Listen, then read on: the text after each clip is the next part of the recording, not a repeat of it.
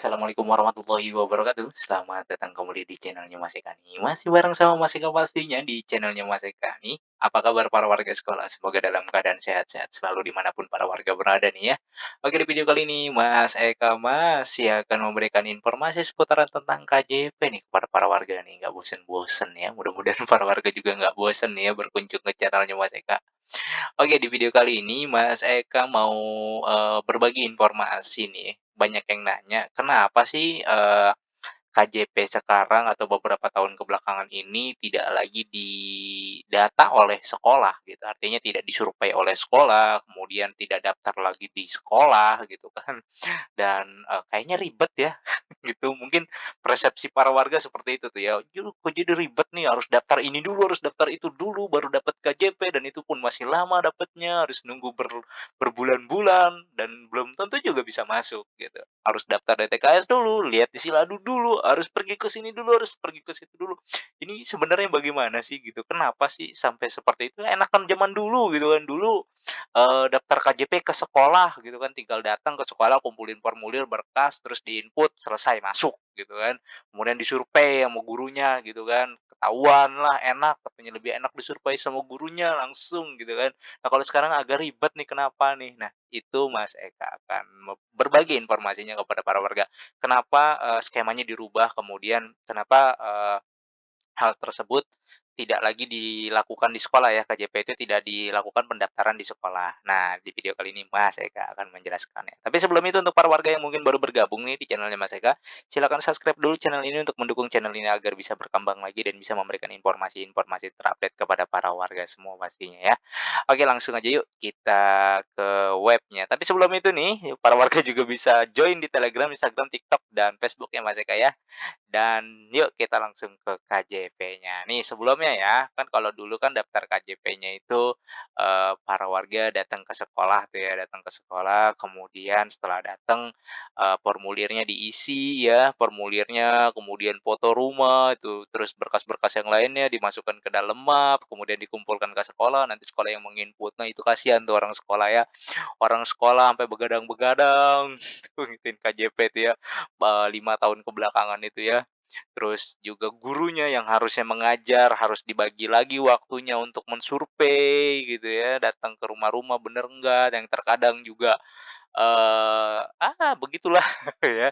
Tapi memang ada yang memang, secara ekonomi memang layak gitu. Terus juga ada yang justru berbohong gitu kan, minjem rumah tetangganya atau minjem rumah saudaranya gitu kan, "memiskinkan diri" dalam tanda kutip gitu, ada gitu loh ya. Bahkan ada yang pura-pura, ini, mau disurvei sama guru, "TV-nya kita umpetin, motornya kita umpetin, AC-nya kita umpetin," gitu.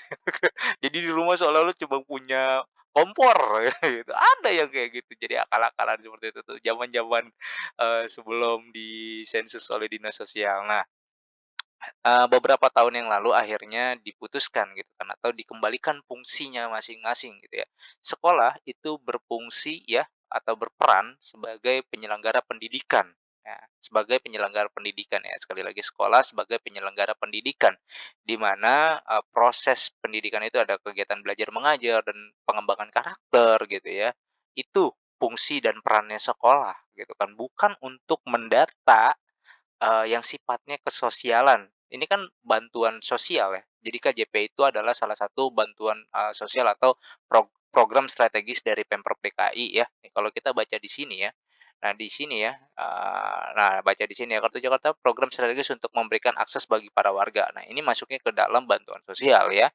Yang, jika kita lihat dari sini, nah dinas sosial itu peran dan fungsinya nih berdasarkan peraturan Gubernur Provinsi DKI Jakarta nomor 20 tahun 2018 tentang organisasi dan tata kedinasan kerja Dinas Sosial Provinsi DKI Jakarta merupakan unsur pelaksana dan kedudukan di bawah yang bertanggung jawab kepada gubernur melalui sekretaris daerah dan tugas sebagai penyelenggara urusan pemerintah di bidang sosial deh. Baca ya. Nih, dengan tugas sebagai penyelenggara urusan pemerintah di bidang sosial untuk melaksanakan tugas tersebut, Dinas Sosial menyelenggarakan kedudukan, tugas, dan fungsi. Jadi per 2018 dan 2019 itu sudah mulai menggunakan PPMOTM ya atau DTKS ya pada saat waktu Covid-Covid pertama tuh ya.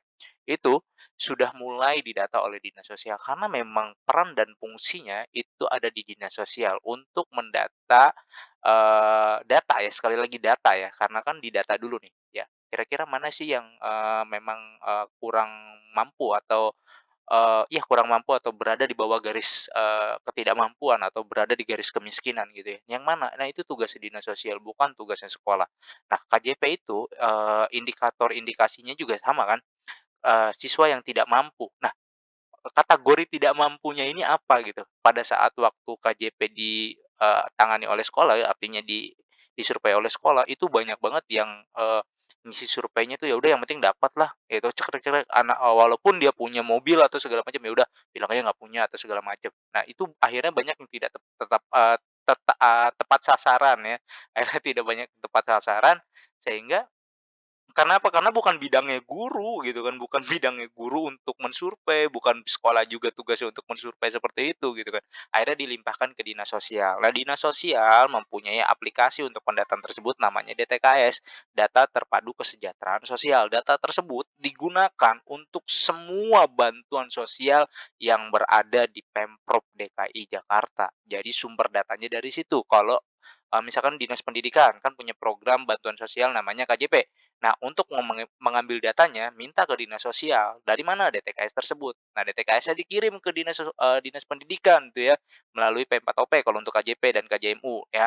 Dikirim, kemudian nanti dikonfirmasi, bener nggak nih masih sekolah di sekolah tersebut? Seperti itu, gitu. Jadi kenapa, sekolah tidak lagi, mendata atau bukan memverifikasi, mensesus, siswanya yang mendapat KJP, karena bukan tugasnya sekolah adalah perannya sebagai penyelenggara pendidikan. Sementara yang bertugas untuk, indikator dia miskin atau, mampu tidak mampu itu dinas sosial yang lebih kompeten bidangnya ya.